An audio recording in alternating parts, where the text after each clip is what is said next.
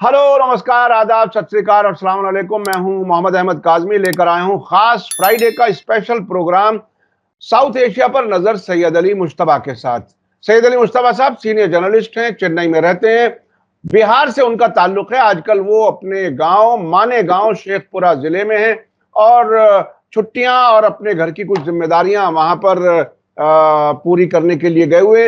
उन्होंने हमारे लिए वक्त रेगुलर निकालने का फैसला किया है, ये बहुत ही अहम है, हम उनके शुक्रगुजार हैं। आज जिन खबरों पर हम बात कर रहे हैं वो अफगानिस्तान से कई बहुत ही अहम खबर हैं। ऐसा लगता है कि तालिबान सरकार अब अफगानिस्तान में काफी हद तक स्टेबल हो चुकी है, उन्होंने ऐसा दावा किया है और ईरान के साथ भी उनके कुछ ताल्लुकात और नजदीक आ रहे हैं। इसके अलावा कुछ ऐसी भी खबर है कि अवाम के सामने कुछ लोगों को कोड़े लगा करके, जिसे अंग्रेजी में फ्लॉगिंग कहा जाता है, उसकी सजा दी गई है। उस पर कुछ काफी हद तक वावेला है। पाकिस्तान में भी बहुत ही दिलचस्प खबरें हैं। वहां इमरान खान के को एक तरह से ऐसी ऐसी खबरें आ रही हैं कि इमरान खान की पार्टी को बदनाम करने के लिए मई पिछले साल जो हमले किए गए थे फौज के खिलाफ और मुख्तलिफ तरीकों से, उन हमलों में आईएसआई जो वहां की खुफिया एजेंसी है वो शामिल होने की बात कही गई है। एक अदालत ने नोटिस जारी किया आईएसआई को जवाब देने के लिए। इमरान खान की एक तरह से जो बात वो कहते रहे हैं कि हम अदालत का सामना करने के लिए तैयार हैं, ऐसा लगता है कि कुछ सबूत ऐसे जरूर हैं जो इमरान खान को सपोर्ट करते हैं। इसके अलावा बहुत ही दिलचस्प एक खबर है मालदीव से कि इस वक्त जबकि इजराइल फिलिस्तीन जंग को 8 महीने गुजर चुके, 9वें महीने में इस वक्त जंग है। मोइजू साहब ने जो अभी पिछले दिनों भारत आए थे मोदी जी की स्वेरिंग इन सेरेमनी में, उन्होंने फैसला किया है कि वहां किसी भी इजराइल को नहीं आने दिया जाएगा और जो वहां पर हैं उन्हें निकाल दिया जाए। वहां टूरिस्ट के तौर पर इजरायली आते रहे हैं। जनाब सैयद अली मुश्तबा साहब, वेलकम है आपका। मीडिया स्टार वर्ल्ड को आप वक्त देते हैं, उसके लिए बहुत बहुत शुक्रिया। आप बताइए कि अफगानिस्तान में तालिबान की सरकार अब क्या कुछ कह रही है, क्या कुछ है?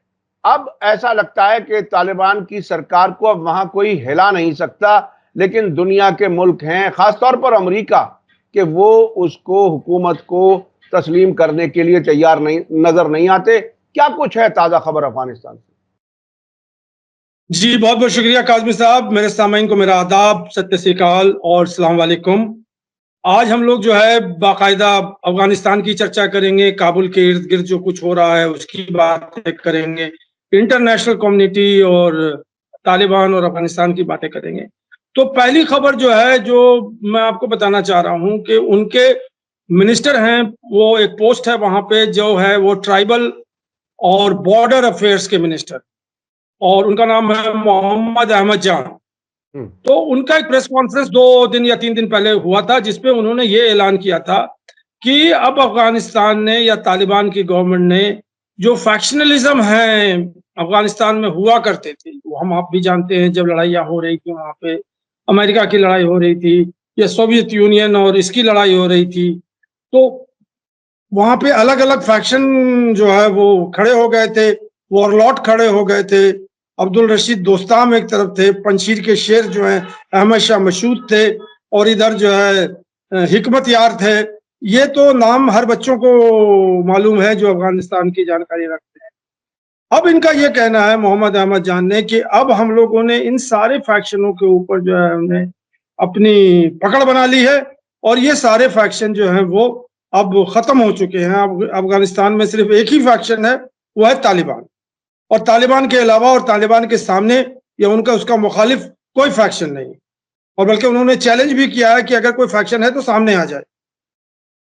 तो इस तरह की बात उन्होंने ये की है, और इस बात को ये बताने के लिए कहा है कि अब तालिबान जो है वो टोटल अफगानिस्तान के ऊपर अपनी कंट्रोल, अपनी पकड़ और पूरे बॉर्डर की जो है वो निगरानी कर रहा है, और किसी को भी जो है बाहर से आने नहीं दे रहा है, किसी को यहाँ से बाहर जाने नहीं दे रहा है।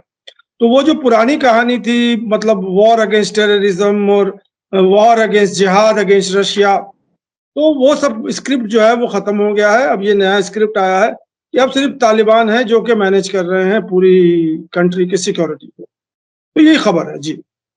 ये बहुत ही अहम खबर है क्योंकि मैं 2 बार अफगानिस्तान गया हूँ, 1986 और 1996। 86 तो वो वक्त था जब रूस की फौजें वहां पर थीं। उसके बाद 96 का वो वक्त था जब गुलबुद्दीन हिकमतयार की हुकूमत थी और तालिबान ने तकरीबन हर तरफ से काबुल को घेर लिया था। तो वहां जो ग्रुपबंदी वो बहुत ही खतरनाक थी। पंजशीर का शेर कहा जाता था अहमद शाह मसूद को। अहमद शाह मसूद से मुलाकात भी हुई और उनसे हमने पूछा कि ये जंग आप कैसे लड़ रहे हैं, ये तो बहुत महंगा खेल है। तो उन्होंने कहा कि अल्लाह हमारी मदद करता है। तो अफगानिस्तान को जानना, नजदीक से जानना बहुत ही अहम है और वहां ग्रुपबंदियों का जो सिलसिला है। अच्छा, क्या आपको ये नहीं लगता मुश्तबा साहब के ये जो दावा किया गया है तालिबान की तरफ से, इसका मकसद कहीं ये हो कि ये जो दुनिया भर से इंक्लूसिव सरकार बनाने का दबाव है, अब वो कहें कि अब हम ही शेर हैं पूरे मुल्क के, अब सबको हमने दबा दिया, इसके मानी ये भी है क्या? जी, ये वन ऑफ द इश्यूज हैं जो नेगोशिएशन वेस्टर्न वर्ल्ड से तालिबान के चल रहे हैं और वेस्टर्न वर्ल्ड का जो है ये मुतालबा है कि आप जो है इंक्लूसिव सरकार बनाइए। तो ये जो बात आप कह रहे हैं कि इंक्लूसिव सरकार बनाइए, तो शायद वेस्टर्न वर्ल्ड इस बात को रखे तालिबान के पास कि जो आपके मिनिस्टर्स हैं उसमें से 4 मिनिस्ट्री हमें दीजिए, 5 मिनिस्ट्री इनको दीजिए, 2 मिनिस्ट्री इनको दीजिए। लेकिन ये मुतालबा वेस्टर्न वर्ल्ड नहीं कर रही है। वेस्टर्न वर्ल्ड ये करे कि इंक्लूसिव सरकार बनाई। अब इंक्लूसिव सरकार का ये भी मतलब हो सकता है कि अगर गवर्नमेंट के जो उनकी सेक्रेटेरिएट है, उनके ओहदेदार हैं, क्लर्क हैं और बाबू हैं और जो होते हैं हमारे यहाँ, उसमें अगर ताजिक हजारा और मतलब और लोग जो हैं अगर मौजूद हैं, तो इंक्लूसिव सरकार तो वो भी हो सकती है ना, कि उनको ये डिनाई बिल्कुल यही बात तालिबान ने एक बार कही थी कि जब सरकार के अंदर जो अफसरान हैं वो तो सब हैं, इसलिए इंक्लूसिव सरकार आप इसी को मान लीजिए।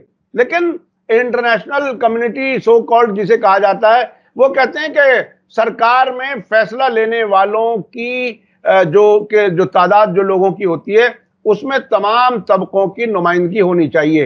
उनका असल में ये मांग है, ना कि क्लर्क और अफसर दूसरे सब लोग हों और बाकी उनको हेड वही लोग करें जो तालिबान के लोग हैं। जी, ये स्टोरी अभी फिनिश नहीं हुई है। अब देखिए ये कहाँ जाके लगती है। हम तो आप पत्रकार हैं, जो खबर मिलती है वो हम खबर अवाम को, अपने सामीन को देते हैं। अब मैं फैसला तो करने वाला नहीं हूँ कि जो तालिबान कह रहे हैं वो सही है, जो अमेरिका कह रहा है वो सही है। वो खबर में है, खबर में बने रहिए। अगर तालिबान मान लेते हैं। ईरान और अफगानिस्तान के बीच में क्या हो रहा है? कोई रिफाइनरी की कोई बात हो रही है, क्या है? जी, ये अफगानिस्तान और ईरान के बढ़ते रिश्ते की तरफ संकेत है, क्योंकि पिछले 2 हफ्ते पहले या 1.5 हफ्ते पहले जो रईसी साहब का इंतकाल हो गया था, तो उसमें वो मातम के लिए ये लोग तालिबान के डेलीगेट गए थे वहां पे ईरान में। तो ईरान में जो है वो तालिबान ने बहुत सराहना की थी ईरान की। ईरान हमारी बहुत मदद कर रहा है और हमें जो है आगे बढ़ने में और इसमें इकोनॉमिक। तो उसी कड़ी के हवाले से ये है कि एक रिफाइनरी, अभी एक ही की बात है, वैसे ये बहुत बड़ा प्रोजेक्ट है, इसमें कई रिफाइनरियां जो हैं वो बनेंगी अफगानिस्तान में ईरान के पैसे से। और उसका मौकफ ये है कि तालिबान जो है, अफगानिस्तान जो है, वहां पे क्रूड ऑयल निकलता है। तो ये क्रूड ऑयल जो अफगानिस्तान से निकलता है वो बाहर जाता है प्रोसेसिंग के लिए, जो कि फिर फाइनल पेट्रोल और डीजल बन के बनता है। तो उसमें तालिबान को कुछ पैसे बचते नहीं। और उनके जो हैंडलर्स हैं, जो उनके डीलर हैं, सहूलतकार हैं, वो लोग जो है वहां से तेल उठा लेते हैं और उसको फिर अफगानिस्तान को बहुत कम पैसों में ले लेते हैं। तो इसी बात को मतलब अपनी तरफ लाने के लिए उन्होंने तालिबान से संधि की हुई है और ईरान से संधि की हुई है, और ईरान जो है तैयार भी हो गए। अब आजकल में उन्होंने अनाउंस नहीं किया है कि किस जगह ये रिफाइनरी लगेगी, स्पॉट नहीं रिफाइनरी का, लेकिन वो ब्लूप्रिंट तैयार हो गया, उस पर सहमति भी हो गई है। ईरान जो है वो पेट्रोलियम को प्रोसेसिंग करने के लिए वो मतलब एक रिफाइनरी लगाएगा। और उनके जो सबकतुल्लाह मुजाहिद साहब है, उन्होंने कहा कि अगर ऐसा हो जाता है तो ईरान अफगानिस्तान को पेट्रोल या डीजल पे बाहर से डिपेंडेंस नहीं करना पड़ेगा।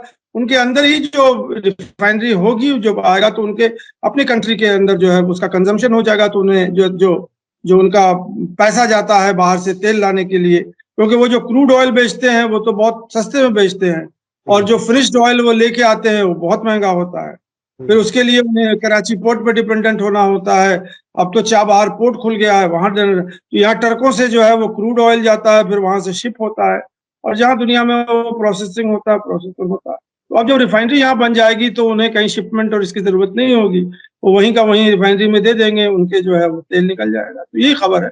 और ये बड़ी बड़ी मदद होगी अफगानिस्तान की ऐसे वक्त में, जब दुनिया के मुल्क जो हैं वो वहाँ की सरकार को रिकॉग्नाइज नहीं कर रहे। मुझे याद है कि तालिबान सरकार के दौरान ही एक और एग्रीमेंट ईरान और अफगानिस्तान के बीच में हुआ है, जो हेरात, जो ईरान के नज़दीक तरीन अफगानिस्तान का बड़ा शहर है, वहाँ से चीन के बॉर्डर तक, चीन तक रेलवे लाइन बिछाने का काम भी ईरान ने लिया था। उसमें कितनी प्रोग्रेस है वो कोई रिपोर्ट अभी नहीं आ रही, लेकिन ईरान एक तरह से इंफ्रास्ट्रक्चर को मजबूत करने के लिए तालिबान हुकूमत के साथ चलने के लिए तैयार है, ऐसे उसने कई बार इशारे दिए हैं। अच्छा, पब्लिक फ्लॉगिंग की खबर जो अफगानिस्तान से है वो क्या कुछ है, जरा उसके बारे में बताएं।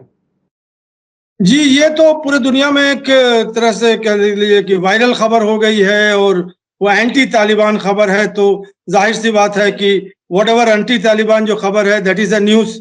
और क्योंकि तालिबान की तरफ से कोई उनको मतलब एडवोकेट करने वाला है नहीं, तो जो जो नैरेटिव अमेरिका सेट करती है या वेस्टर्न यूरोप सेट करती है उसी को लोग मानते हैं। और लोग ये कह रहे हैं कि साहब यहाँ तो पब्लिक फ्लॉगिंग हो गई है। तो पहले पब्लिक फ्लॉगिंग को समझने के लिए मैं ये बताना चाह रहा हूँ कि देखिए, ये जो अफगानिस्तान में तालिबान की सरकार है, ये कथाकथित इस्लामिक एमिरेट्स है ऑफ अफगानिस्तान। यहाँ पे शरिया का रूल है, और ये अकेला ही मुल्क नहीं है जहां शरिया का रूल चलता है, और भी बहुत सारे मुस्लिम ममालिक है जहां पे शरिया का रूल चलता है, इंक्लूडिंग सऊदी अरेबिया। तो अब ये कहानी जो है, ये जो लड़ाई है, वो वेस्टर्न डेमोक्रेटिक फोर्सेस से और शरिया डेमोक्रेटिक फोर्सेस। तो जो वेस्टर्न डेमोक्रेटिक फोर्सेस है तो उनके पास तो सब कुछ है, मीडिया जो सबसे बड़ी बात है। तो जो वेस्टर्न डेमोक्रेसी में जो चल रहा है वही सही है, बाकी चीजें नहीं सही हैं। इस्लामिक जो है वो शरिया जो है वो नॉनसेंस है। अब आ जाइए खबर पे। खबर ये है कि दो खबरें चल रही थी। ये पब्लिक फ्लॉगिंग हुई है, बाकायदा हुई है। ये एक सराय पुल एक प्रोविंस है जहां पे स्टेडियम के अंदर बाकायदा जो है तालिबान हुकूमत के हुक्मरान ने पब्लिक फ्लॉगिंग की है, कोड़े बरसाए।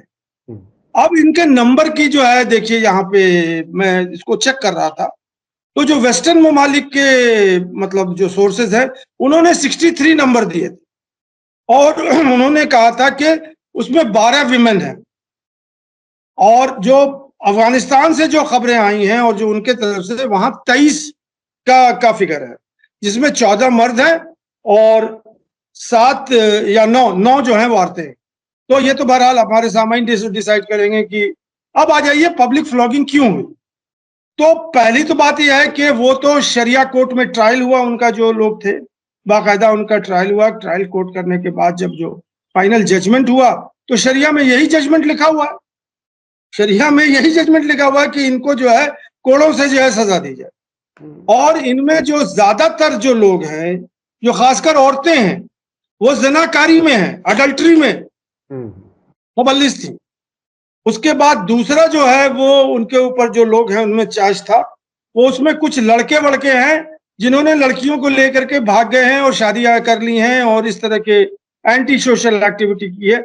उनके ऊपर वो चार्ज प्रूफ हो गया कि उन्होंने ये एक्टिविटी की थी, तो उसके लिए उनको फ्लॉगिंग डिजर्व करती है। तीसरी बात है कि कुछ लड़के वहां सुडोमी होता है, सुडोमी जो है वो सेक्स होता है between boys and between main and main, जो कि शरिया में जो है हराम है, और वो इस तरह की चीजें आप नहीं कर सकते। तो उसके लिए ये जो है सजा मुकर्रर की गई कि इनको पब्लिक जो है वो फ्लॉगिंग की जाए, ताकि अवाम जो है वो इनसे इबरत ले और ऐसा काम ना करे, क्योंकि अगर वो करेगा तो फिर उसको भी यही सजा मिलेगी जो इनको वो देख रहे हैं। इसमें कोई भी जो है वो रेप के केस नहीं है, इसमें रेप के केस नहीं है, क्योंकि रेप के केस में सजाए मौत है। बिल्कुल और बिल्कुल। सजाए मौत के ऊपर जो है, जो तालिबानी जो जो अदलिया है, उसका ये कहना है कि इनको गोली मार के मार दीजिए जान, मतलब शूट हिम या हैंग हिम। उसके बाद उसको जेसीबी में बांध देते हैं और पूरे गांव गांव और शहर शहर उसको घुमाते रहते हैं, डेड बॉडी को।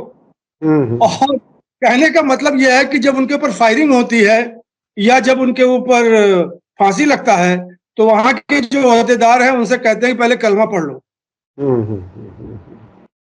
हाँ, ये पहले कलमा। बहुत ही इंटरेस्टिंग चीज़ है। मैं खुद बता रहा हूँ, जो मैंने अफगानिस्तान जाने के 2 वाक़यात बताए। 96 में जब हम गए थे, बाकायदा कुछ हिंदुस्तान से कोई 10-12 जर्नलिस्ट थे, जिसमें हम भी थे। उसमें अचानक हम वहाँ इंफॉर्मेशन मिनिस्ट्री से बाहर निकले तो एक भीड़ एक तरफ जाती हुई बहुत तेजी से। तो पूछा ये क्या हो रहा है? तो कहा कि 2 लोगों को सजाए मौत दी जाएगी पब्लिकली, और उसके लिए लोग इकट्ठे हो रहे हैं। उनका जुर्म क्या है? उन्होंने सब बकरियां चुरा ली थी, इस किस्म की चीजें। तो वहां एक ट्राइबल किस्म का माहौल एक लंबे अरसे से है, और बहरहाल शरिया कानून के हिसाब से वो फैसले ले रहे हैं। वो उनका अपना अंदरूनी मामला है। अच्छा, मुश्तबा साहब, ब्रसेल्स में अफगानिस्तान से मुताल्लिक मीटिंग हुई यूरोपियन यूनियन की या कुछ डोनर कंट्रीज की, वहां क्या कुछ फैसला हुआ है?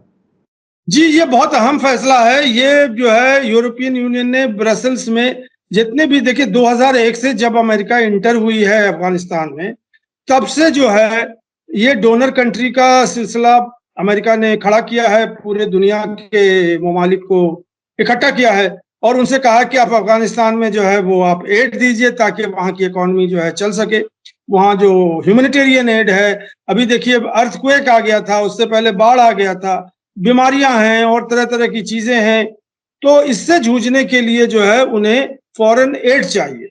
तो अभी 2 दिन पहले ये ब्रसेल्स में मीटिंग हुई है, जिसमें $83 मिलियन की कमिटमेंट जो है डोनर्स मुल्क ने की है, जिसमें कतर और यूएई ये सरफहरिस्त है। और भी जितने मुल्क हैं, जिन लोग जितना पैसे दे रहे थे, किसी ने कोई कटौती नहीं की है। और ये है कि अब अफगानिस्तान को वो जैसे जो डोनर्स जो पैसे देते हैं, लेकिन किसी ने रिकॉग्निशन की और तालिबान के सराहने की और इस तरह की बातें नहीं हुई थी। ये एक रूटीन मीटिंग थी जिसमें वो हर साल लोग आते हैं और बताते हैं। यूनाइटेड नेशन के अंडर ये हुई थी और वो बताते हैं कि अफगानिस्तान में क्राइसिस क्या है, या क्या सिचुएशन है हंगर की, पॉवर्टी की और हेल्थ केयर की। तो उसके लिए ये पैसे जो हैं वो जी जी। और ये ऐसे वक्त में जब अमेरिका ने अफगानिस्तान के एसेट्स जो है वो अपने यहाँ फ्रीज किए हुए हैं। वहां भुखमरी और तकलीफ और परेशानी उन्हें नजर नहीं आ रही। अफगानियों का पैसा अफगानियों को नहीं मिल रहा, महज इसलिए कि अमेरिका बहादुर नहीं चाहता। अब अमेरिका बहुत ही इंटरेस्टिंग मुल्क है, बड़ा जालिम मुल्क है। उसने इसी तरह से ईरान के एसेट्स अपने यहाँ फ्रीज किए हुए हैं, इसी तरह से अफगानिस्तान के, और न मालूम और कितने उनके दुश्मन मुल्कों का पैसा वो अपने यहाँ फंसाते हैं। पहले लोगों को अट्रैक्ट करते हैं कि उनके बैंकों में पैसा जमा करें, और फिर जब चाहते हैं उस पर ब्रेक लगा देते हैं। अच्छा, पाकिस्तान से क्या खबरें? जी, पाकिस्तान तो खबरों का पुलंदा है। कितने कितने पिटारे निकाले हम और कितनी खबरें आपको दें। देखिए अभी जो जो मेन खबर है वो है पीटीआई और तहरीक इंसाफ पार्टी की खबर है, वहीं से शुरू कर लें आप। तो अभी जो नई नई जो खबर है वो आज ही मैं देख रहा था कि इस्लामाबाद हाई कोर्ट ने जो है एक बाकायदा नोटिस और चिट्ठी लिखी है आईएसआई को कि वो आकर के अपीयर के हों कोर्ट में, और उनके ऊपर ये इल्जाम लगाया है कि 9 मई 2023 में जो जो तोड़फोड़ हुए थे पीटीआई की तरफ से और जनरल हेडक्वार्टर रावलपिंडी में भी हुए थे, उसमें इमरान खान की पार्टी जो है पीटीआई मुबल्लिस नहीं थी बल्कि आईएसआई का काम। तो अब ये जो है पर्दाफाश हो रहा है और इमरान खान पहले से भी कह रहे थे कि हम जो है इसको जो पब्लिक ट्रायल है वहां पे हम जाने के लिए तैयार हैं। तो अब ये बात जो है खुल के आ गई क्योंकि उन्होंने नोटिस जारी कर दी है। उसमें वो एक साहब हैं, वो सरगोदा के हैं जो जज हैं अभी जो आए हैं, उनका नाम वासे वगैरह है, कुछ नाम है, लेकिन सरगोदा जो है पंजाब में है, वहाँ के वो जज हैं वो। तो अब काफी जजेस ऐसे भी आए हैं जो कि मतलब ना ही वो आर्मी के पैसों से बिक जाते हैं। हाँ, उसमें एक खबर और थी कि जब ये अपॉइंट हुए थे तो जो आईएसआई के चीफ थे, उन्होंने इनसे अपॉइंटमेंट मांगा था कि हम आपसे मिलना चाहते हैं, जज साहब से। तो जज साहब ने इनकार कर दिया था, कहा कि हम किसी से नहीं मिलेंगे। तो ये भी उसी खबर के हवाले से बात चल रही है। तो अब ये पंजाब के जो है, जो डीआईजी हैं और आईजी हैं, इन सबको नोटिस गया है कि वो आकर के बताएं कि क्या हुआ नहीं हुआ, ये सारी चीजें। तो एक तो खबर यही है। दूसरी जो बहुत ही मतलब पर्सनल लेवल पे, इसमें मैं एक चीज और आपको बताता हूँ, ये मैं सोच रहा था, ये मेरा अपना एनालिसिस। देखिए, पंजाब में जो है, पंजाब कहने का मतलब पाकिस्तानी जो पंजाब है, या पंजाबियों के झगड़े करने का जो अंदाज है, वो बड़ा मुख्तलिफ है। ये बड़ी इंटरेस्टिंग स्टोरी। वहां पे अफगान की जो झगड़े होंगे, तो वहां तो जान लेना देते हैं, जान देना देते हैं। वो एक गोली में कहानी खत्म कर देते हैं, झगड़ा खत्म हो गया, या तो हम आपको मार देंगे या आप हमें मार। लेकिन ये पंजाबियों का जो झगड़ा होता है, ये एक दूसरे को नीचा दिखाने के लिए झगड़ा होता है। मेरा भाई हमसे नीचा रहे, मैं उससे ऊंचा रहूं, मेरी पार्टी उससे ऊपर रहे, आपकी पार्टी नीचे रहे। तो ये इमरान खान का और नून का जो झगड़ा हो रहा है, नवाज शरीफ नून का, जो अभी सत्ता में आए हुए हैं, वो यही चाहते हैं कि इमरान खान जो है नस नाबूद हो जाए, पब्लिक कोई है ही नहीं है उनके पीछे, और जलीलो खार हो जाए और जेल में बंद रहे। तो ये पंजाबियों का तरीका है। मतलब वो कहते हैं ना, जो उनके बरादरी होती है, गोतिया होता है, उनके भाई भाई होता है, चचा होता है, ताया होता है, यही कहानी चलती होती है कि हमें हो जाए उसको ना हो। तो इसी कड़ी को अगर आप देखेंगे, तो इमरान खान वर्सेस जो जो जो मतलब नवाज शरीफ नून है, जो लड़ाई चल रही है, तो वो यही दिखाना चाहते हैं कि तुम सड़ते रहो जेल में, देख लो हम कितने पावर। अब कल को अगर इमरान खान आ जाएंगे, तो वो भी वही करेंगे जो आज ये लोग कर रहे हैं, वो उनको सड़ाएंगे जेल। ये तो कहानी मतलब एक जनरल लेवल की बात कर रहे हैं। अब हम आ जाते हैं खबर के ऊपर। तो खबर यह है कि बुशरा बेगम, जो इमरान खान की वाइफ है अभी, वो उन्होंने हाई कोर्ट को मूव किया है कि हमारे जो इद्दत का केस है, उसको आप खोलिए और उस पर फैसला कीजिए। अब इद्दत का केस क्या है, इसको पहले समझिए। इद्दत का केस यह है कि बुशरा बीबी के जो फॉर्मर हस्बैंड है, जिससे कि उनका तलाक हो चुका, वो एक केस लेके आए हैं कि बुशरा बेगम ने इद्दत की पीरियड नहीं मुकम्मल की। बुशरा बेगम का कहना है कि 89 डेज, जिस दिन तलाक हुआ है उसके 89 डेज के बाद हमने शादी की है। मतलब इमरान खान, जो उनके फॉर्मर हस्बैंड हैं, उनका कहना है कि 89 डेज पूरे नहीं हुए हैं, इसलिए इन्होंने शरिया का वायलेशन किया। तो ये तो अदलिया ही इसको प्रूव करेगा ना कि कौन सही है। अब इसमें खबर ये है कि जो उनके फॉर्मर हस्बैंड हैं, उनका नाम है फरीद मेनिका। उससे पहले भी एक और नाम है, वो कुछ जरा मुश्किल नाम है, लेकिन तो जब ये इनके निकाह में थी, तो इनसे 5 बच्चे हुए थे, फरीद साहब से, फरीद बिन नाम में निकाह के, और बुशरा बेगम से। अब बुशरा बेगम के ऊपर जब ये इमरान खान की बीवी हो गई, तो मेनिका साहब ने अपने बच्चे को इस्तेमाल किया अपनी माँ के ऊपर प्रेशर देने के लिए, ताकि उनको कुछ बिजनेस कंसेशंस और इस तरह की डील जो है उनको मिलती रहे इमरान खान की तरफ, जो कि इमरान खान ने भी उसको मतलब मना कर दिया था। और वही झगड़ा हुआ था आसिम मुनीर और इमरान खान का भी। इमरान खान को आसिम मुनीर ने आगाह किया था कि आपकी बीवी जो है वो डील कर रही हैं आपके बिहाफ पर। तो ये इस कहानी को अगर आप समझेंगे, तो अब क्या हुआ कि बुशरा बेगम ने भी हाथ उठा लिया कि हम कोई बात नहीं मानेंगे, इमरान खान ने भी हाथ उठा लिया कि हम कोई बात नहीं मानेंगे। तो अब जो फरीद मेनिका साहब हैं, वो ये केस लेकर के आ रहे हैं कि हमारे डाइवोर्स होने के बाद, अब डाइवोर्स हो गया तो हो गया।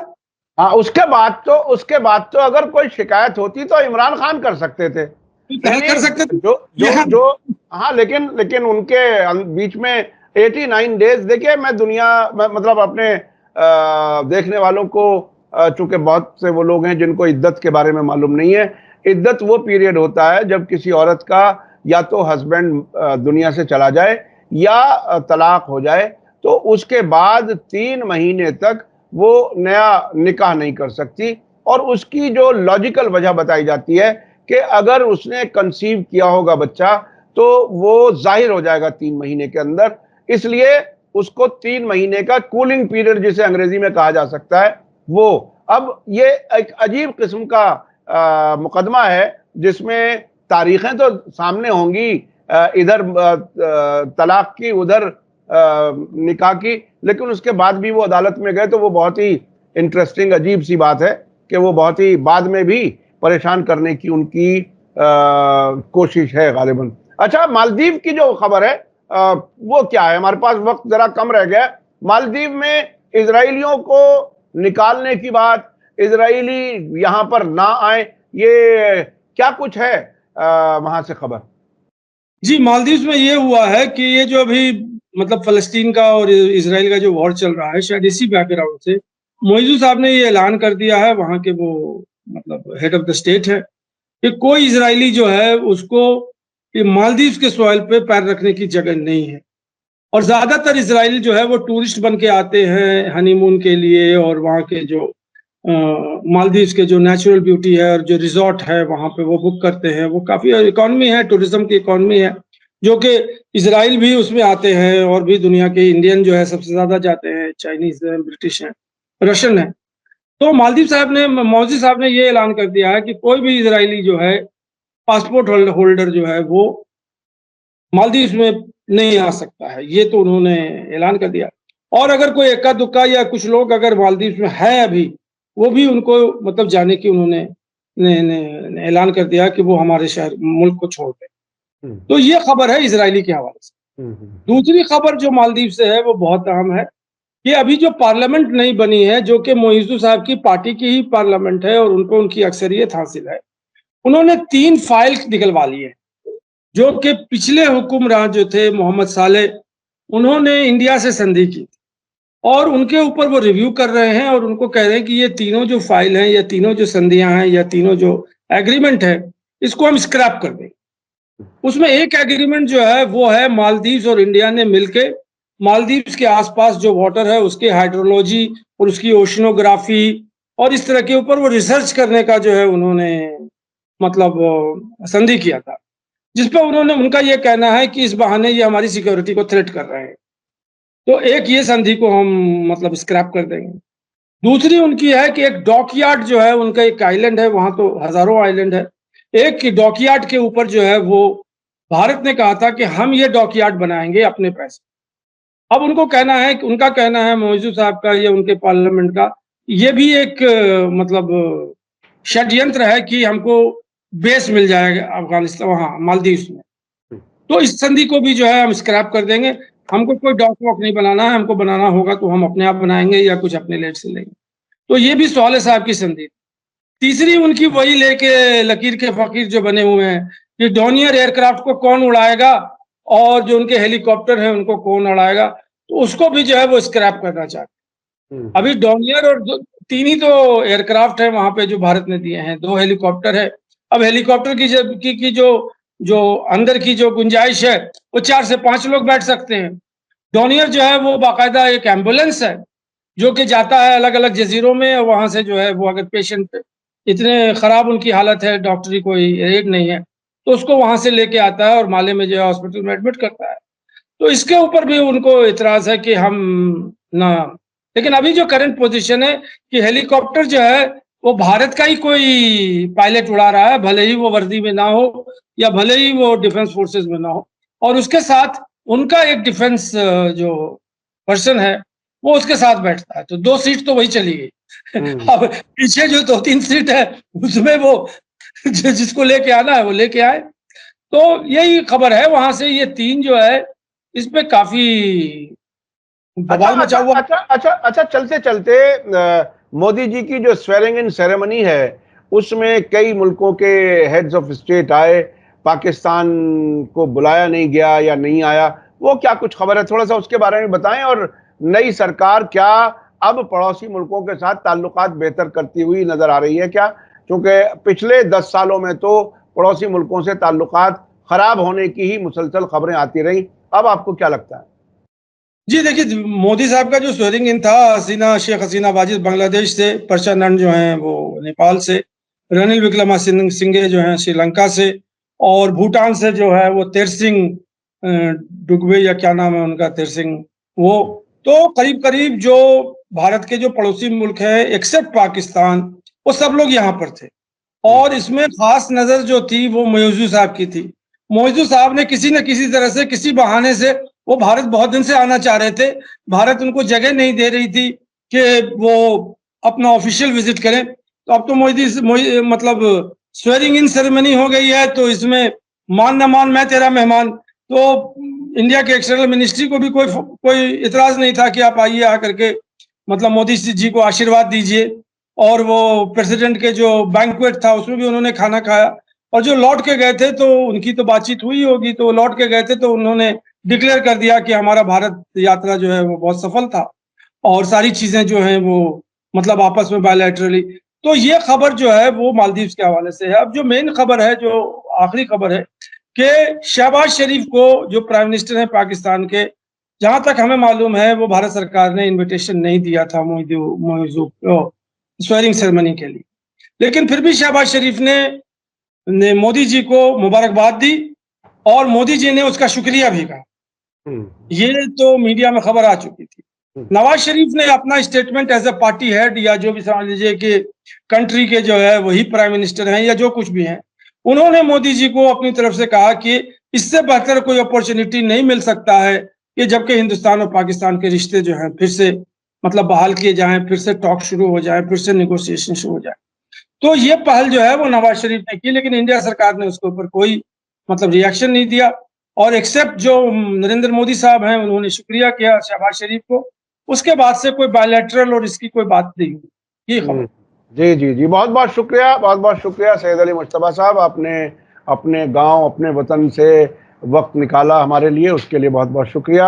आपने ख़ास तौर पर अफ़गानिस्तान की कई अहम खबरें आपने बताई, जिसमें तालिबान की मजबूत होती हुई पकड़ की बात सामने आई और ईरान और अफ़गानिस्तान की नज़दीकियों की भी बात सामने आई। पाकिस्तान में जो ISI का मुल्क के अंदर गड़बड़ी कराने के रोल पर अदालत ने नोटिस दिया, ये बहुत ही अहम है।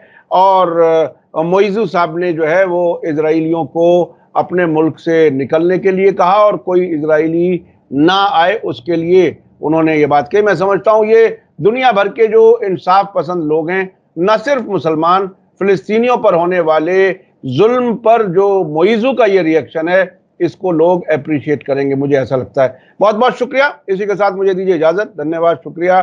जय भारत, जय हिंद। मीडिया स्टार वर्ल्ड के और वीडियो देखने के लिए हमारे चैनल को सब्सक्राइब करें और सीधे नोटिफिकेशन पाने के लिए बेल आइकन दबाएं। और अगर हमारी खबर सच्ची और अच्छी लगे तो अपने व्हाट्सएप, इंस्टाग्राम, फेसबुक और ट्विटर अकाउंट पर जरूर शेयर करें।